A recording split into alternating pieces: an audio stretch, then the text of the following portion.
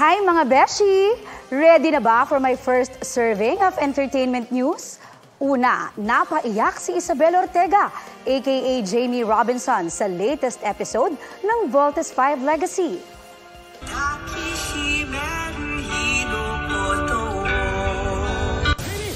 Spoiler alert sa mga hindi pa updated, namatay na kasi ang ama ni Jamie na si Commander Oscar Robinson, played by Gabby Eigenman.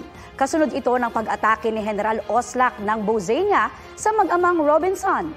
Nagbigay pugay ang Team Voltes 5 at Camp Big Falcon kay Commander Robinson. May special guesting naman sa series, sina Sparkle Stars Kylie Padilla at Pancho Magno, naggaganap bilang sina Arisa at Takeo. Kinumpirma yan ni Direk Mark Reyes. Kung ano ang magiging papel nila, yan ang dapat abangan sa Voltes 5 Legacy. Gabi-gabi sa GMA Telebabad, Lunes hanggang Biyernes, pagkatapos ng 24 oras. Mga kapuso, para sa mga maiinit na balita, mag-subscribe sa GMA Integrated News sa YouTube.